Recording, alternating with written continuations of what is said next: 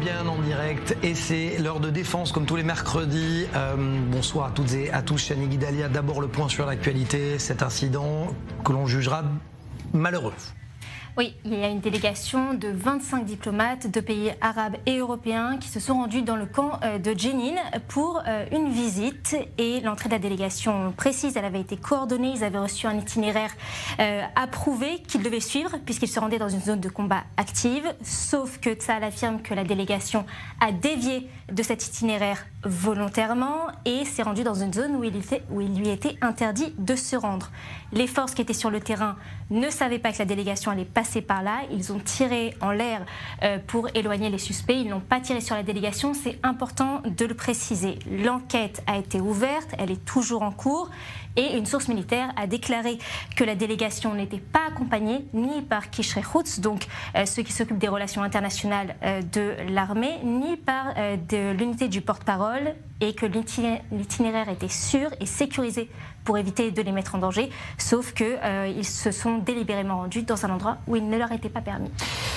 J'imagine que le chef de la diplomatie en France va avoir connaissance de ce communiqué de l'armée israélienne ou pas.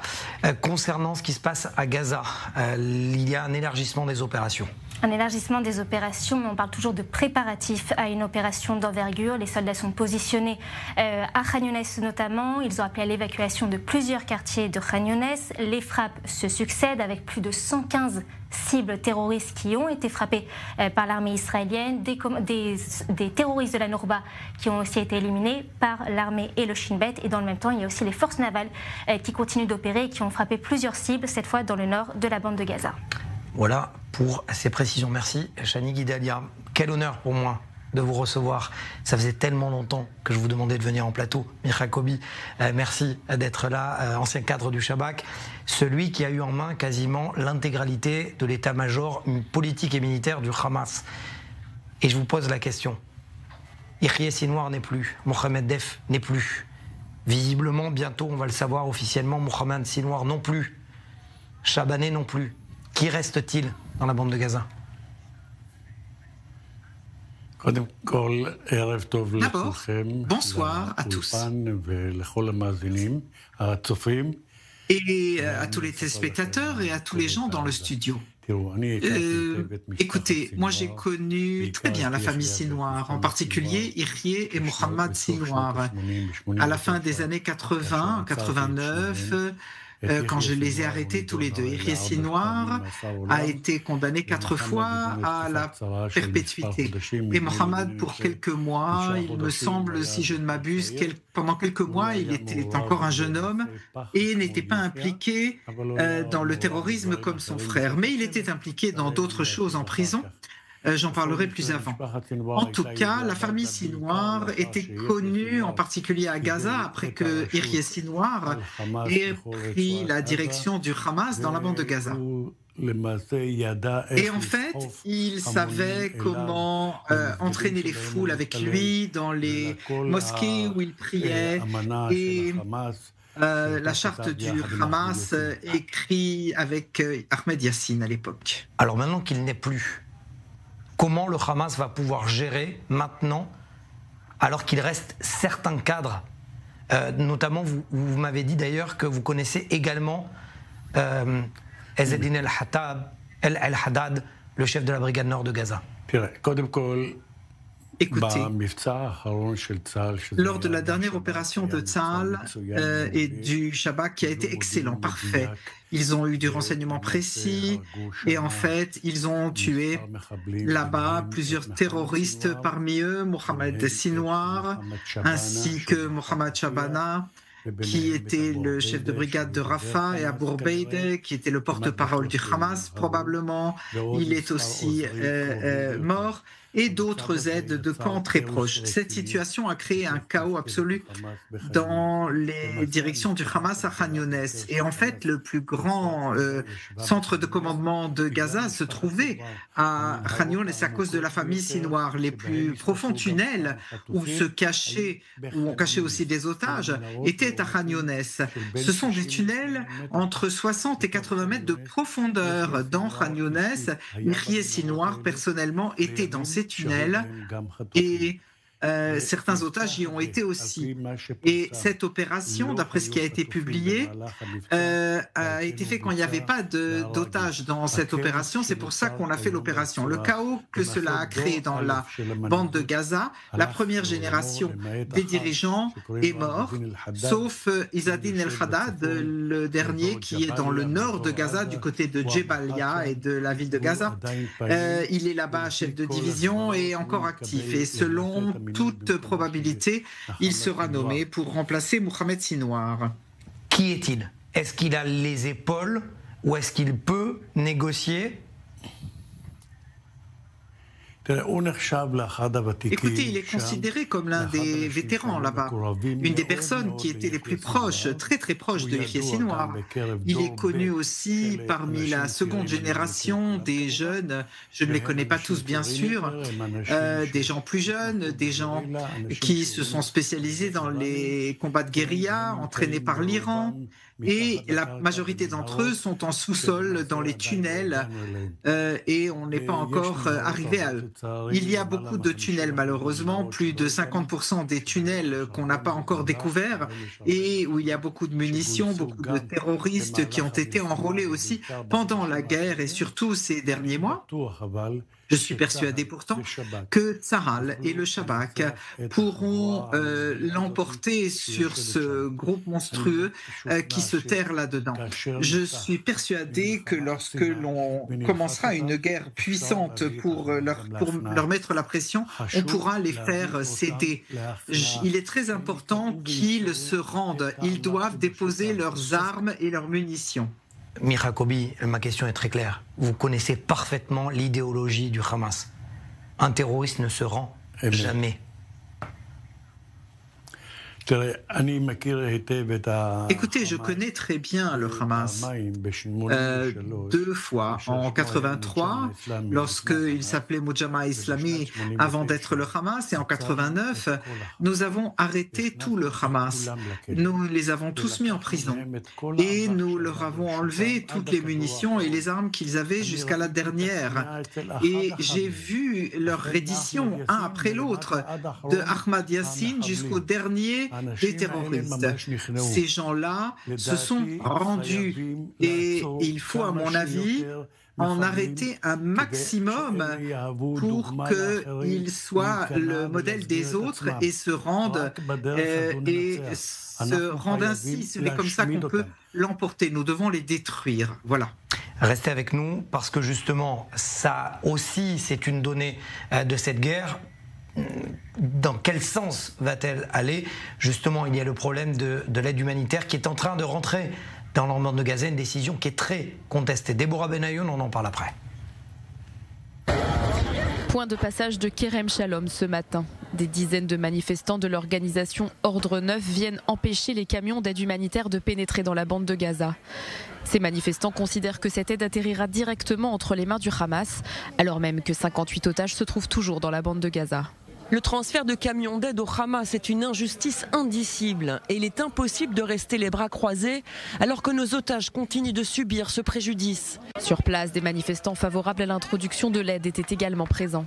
La situation à Gaza est horrible. Nos otages n'ont pas de nourriture, ils sont menacés par le Hamas. Selon les autorités israéliennes, 93 camions d'aide humanitaire auraient été introduits dans le territoire palestinien la nuit dernière. Ce n'est pas la première fois que l'organisation Ordre Neuf organise des manifestations pour empêcher les camions d'aide d'entrer dans la bande de Gaza. En janvier 2024, des rassemblements du même type avaient déjà eu lieu pendant plusieurs jours d'affilée. Les blocages avaient entraîné d'importants retards et des perturbations dans l'acheminement de l'aide vers Gaza.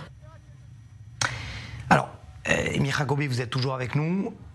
Moi, la question que je me pose, c'est que cette campagne de famine, de la pression de la communauté internationale, elle ne vient pas de Gaza. Elle vient de Gaza, du Hamas à l'étranger, qui alimente le feu de l'antisionisme et l'antisémitisme. Vous êtes d'accord avec moi ou pas?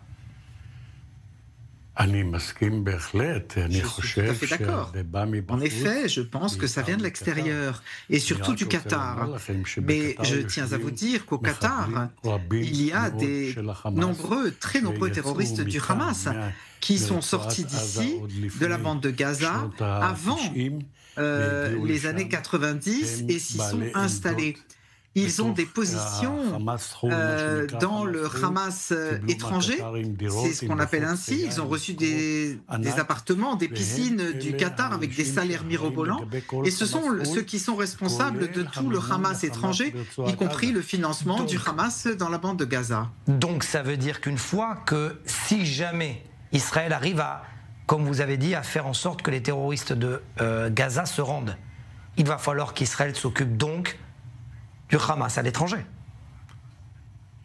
Sans l'ombre d'un doute, on va s'en occuper. Mais je voudrais vous dire, écoutez, s'il y a aujourd'hui un État qui peut faire que tous les otages soient libérés, c'est le Qatar. Le Hamas a été le représentant du Qatar. Il dépend totalement du budget qatari, y compris aujourd'hui encore de l'argent arrive au Hamas qui finance ses activités, en plus de l'alimentation qui a eu lieu pendant longtemps avec des centaines de camions. Le Hamas en fait a gagné des milliards nombreux en vendant au marché noir tout ce qui arrivait et dont il prenait le contrôle.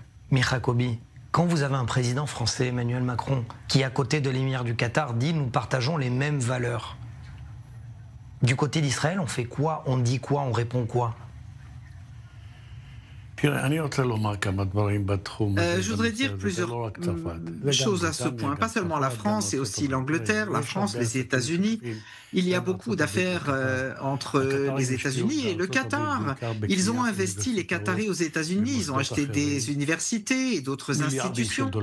Des milliards de dollars. Et les Américains, l'économie américaine est dépendante du Qatar et ils ne veulent pas toucher les relations économiques. L'Amérique, en fait, cherche aussi ses propres intérêts et elle a énormément d'intérêts au Qatar. En dehors de la base militaire la plus importante des forces aériennes américaines qui sont là-bas, il y a beaucoup de projets qu'ils font en commun. Les Américains s'occupent d'abord et avant tout d'eux-mêmes et ils ne vont pas abîmer leurs relations. Donc, Israël doit faire quoi concrètement? Écoutez, nous avons de nombreuses limitations, tant du côté américain que du côté européen. Et nous essayons de naviguer entre toutes les limitations avec prudence.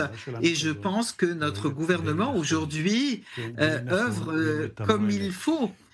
En essayant de manœuvrer. Nous ne pouvons pas accepter ce que tous les Européens nous disent, ni ce que nous disent les Américains. Nous leur répondons de telle ou telle manière. Il y a beaucoup de choses qui sont coordonnées entre le Premier ministre et le président américain, bien sûr, et je pense qu'il vaut mieux ne pas en parler. Je suis persuadé qu'en fin de compte, nous allons liquider le Hamas et le Hamas étranger aussi. Actuellement, à cause de toutes sortes de raisons, nous ne portons pas atteinte aux gens qui sont au Qatar du Hamas. Je pense que le jour viendra où ces gens-là, et il faut absolument, tous ces gens-là, Khaled Mashal et autres, devront payer parce qu'ils participent du crime monstrueux du 7 octobre, exactement comme le Hamas de Gaza. Mais aujourd'hui, tout l'antisémitisme que l'on voit aujourd'hui en Europe et au Canada et aux États-Unis, c'est de la responsabilité du Hamas étranger. Ils amènent des professeurs, des enseignants, des islamistes, des radicaux, et ils les éparpillent dans les universités, et c'est eux qui font cette grande propagande. Et il faut absolument prendre le contrôle de ça. Et les Américains aujourd'hui sont en train de faire le nécessaire. Et j'espère que ce sera le cas aussi au Canada et en Europe, en Hollande, en France, à Bruxelles, à Stockholm, partout. Nous voyons cela, nous l'entendons. La situation aujourd'hui est mauvaise. Mais c'est mauvais aussi pour eux. Parce que, en fin de compte, l'ordre du jour du Coran qui dit qu'ils veulent prendre le contrôle du monde entier, et c'est ça qu'ils veulent, et vous allez voir que d'ici quelques années, ils vont tellement regretter d'avoir donné l'accueil à ces gens-là en Europe, au Canada, aux États-Unis et ailleurs. Waouh, merci. Mira Kobi d'avoir été avec nous. J'espère que vous reviendrez très vite dans Défense. En attendant, l'autre actualité de la semaine, c'est cette journée de Jérusalem qui arrive lundi prochain, source de tension au niveau civil et au niveau des policiers.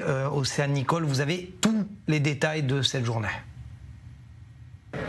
Oui Mathias, et résultat, eh bien, comme chaque année, il va y avoir un dispositif de sécurité qui va être renforcé justement dans la capitale pour permettre aux Israéliens, aux milliers d'Israéliens qui vont être réunis, eh bien, de fêter cette journée de réunification de Jérusalem comme il se doit. Au total, Mathias, il y a plus de 3000 policiers et forces de la police des frontières qui vont être déployés sur place. Ça a été décidé en début de semaine lors d'un débrief sécuritaire qui a eu lieu par la police justement à Jérusalem. La police qui a aussi autorisé, Mathias, le passage des manifestants israéliens à la porte de Damas dans la vieille ville de Jérusalem, et ce malgré les appels à la violence et aux attaques terroristes par le Hamas. À noter aussi que tout au long de la journée, dès le matin jusqu'au soir, eh bien, beaucoup de routes vont être bloquées. Prudence d'autant plus puisque Israël est en guerre. Israël se bat sur tous les fronts, et c'est une journée qui, on le sait, est privilégiée par les organisations terroristes pour mener des attaques. On peut prendre l'exemple de mai 2021 où eh bien, le Hamas avait tiré des roquettes sur la capitale israélienne et dans le centre du pays, des roquettes tirées depuis la bande de Gaza alors que des milliers de personnes étaient justement rassemblées. Ça avait mené à l'opération Gardien du Mur. On se souvient, 11 jours de violence entre Israël et le Hamas avec des centaines de roquettes et missiles tirés, et avec aussi des violences au sein même de la société israélienne, avec des violences, des émeutes entre juifs et arabes dans les villes mixtes du pays, ici par exemple à Jaffa, mais aussi dans la ville de Lod ou encore dans la ville de Akko, Saint-Jean d'Acre, dans le nord d'Israël. Un scénario catastrophe que les autorités eh bien, souhaitent une nouvelle fois éviter cette année, d'où la présence de plus de 3000 forces de sécurité qui vont donc assurer cette journée. Ça sera lundi, jour de Jérusalem. Et je suis avec le commissaire Shalom Cohen, le commissaire de la station de police de Shalem, en vieille ville de Jérusalem. Nous allons essayer de comprendre quel est l'enjeu cette année du jour de Jérusalem. Commissaire Shalom Cohen, merci de nous recevoir. D'abord, quel est l'état du degré de préparation de la police israélienne ? Eh bien, en fait, nous parlons des événements du jour de Jérusalem qui aura lieu la semaine prochaine. Il s'agit d'une préparation extrêmement approfondie de tous les policiers de la région de Jérusalem. Avec le commissaire régional, nous serons déployés dans toute la région, prêts à toute éventualité au niveau de la sécurité pour tout ce qui concerne les attaques éventuelles, et donc être prêt à toutes les manifestations et permettre aux gens de fêter le jour de Jérusalem et que cela se passe dans le calme et la sérénité. On parle de combien de forces de sécurité? Est-ce que vous pouvez nous donner un ordre? Nous parlons de centaines de policiers et gardes-frontières, des bénévoles, des unités spéciales, du matériel, des objets techniques que nous allons utiliser pendant cette journée, plus des forces municipales qui seront déployées aussi. Donc tout cela ayant pour objectif d'être prêt à cette journée. On a dit dans les années précédentes qu'il y aurait la marche des drapeaux ou pas la marche des drapeaux, que les fidèles juifs pourront emprunter tel ou tel chemin. Est-ce que cette année c'est différent ? Les événements du jour de Jérusalem et cette marche des drapeaux, qui est un événement central de cette journée de Jérusalem, cela a lieu depuis 30 ans. Et toutes ces années-là, sauf une seule, ça a été le même itinéraire, la même marche des drapeaux qui commence dans l'ouest de la ville, passant par les murailles de la vieille ville jusqu'à l'esplanade du Kotel, du mur des lamentations. Cette année, nous ferons exactement le même itinéraire et nous serons déployés sur tous les axes de cette marche des drapeaux. C'est parce que le Hamas est plus faible qu'il y a la guerre à Gaza et qu'il y a une opération militaire en Judée-Samarie, ou alors c'est pas pareil? Ce défi est un seul et même défi parmi tous les défis que nous connaissons jusqu'à aujourd'hui, et ça fait partie de l'éventail des défis à relever. Je peux vous dire que la préparation de cette année est excellente, élargie et est prête à toute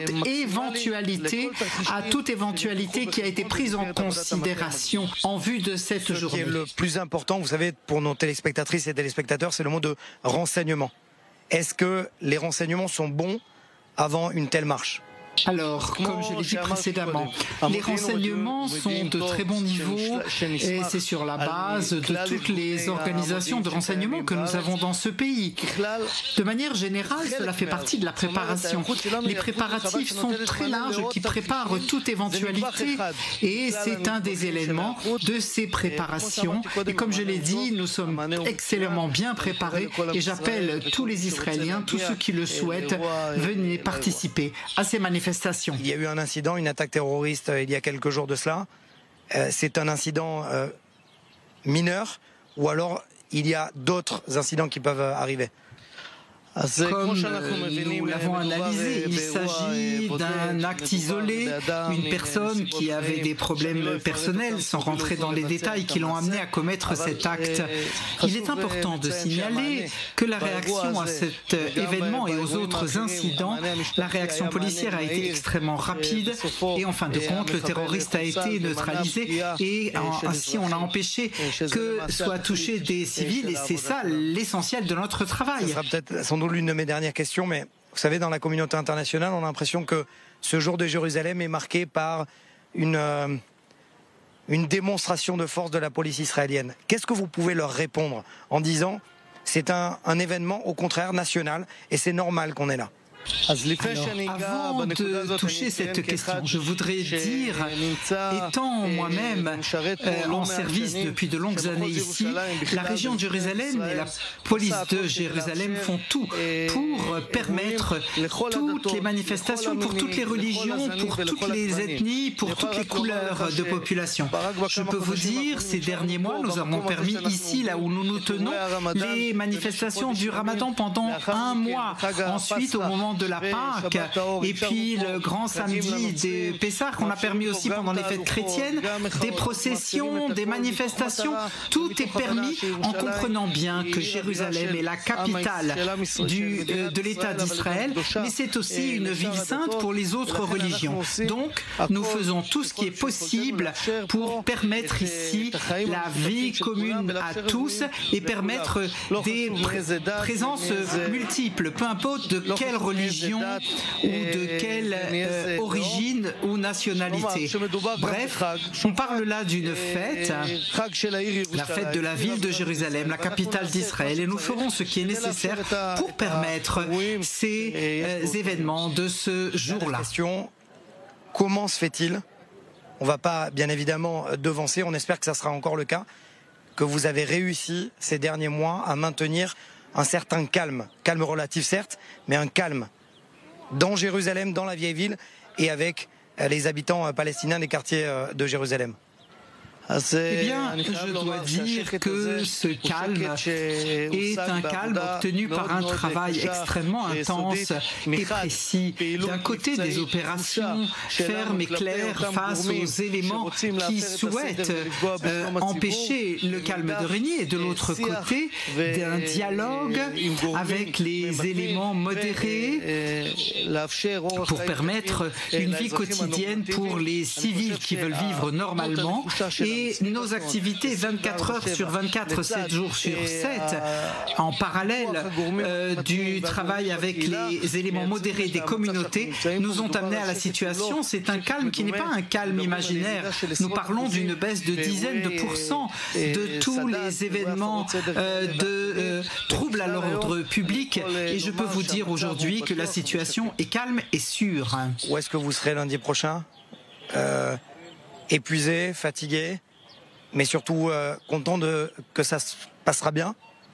Avec l'aide de Dieu, le jour de Jérusalem, nous serons là, moi et tous mes policiers, tous les officiers de la région, nous serons là, faisant tout notre possible pour que cela se passe le mieux possible, sans problème, sans que quiconque ne soit blessé. Nous ferons tout ce qui est possible pour que ce soit un événement calme et se passe dans la sérénité. Et je dois rajouter, travaillant ici et vivant ici 24 heures sur 24, Shabbat, je convie tout Israël à venir visiter la beauté de Jérusalem, l'histoire de Jérusalem pour laquelle nous travaillons si dur.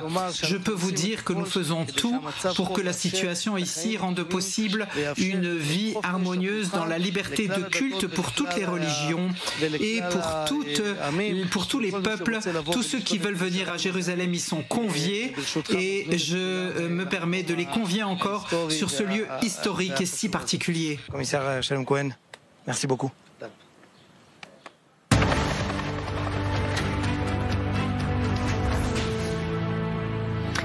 Voilà, c'est la fin de cette émission de Défense. L'information continue. Je vous retrouve quant à moi dans quelques minutes pour dans l'émission du Prime présentée par Jean-Charles Banoun.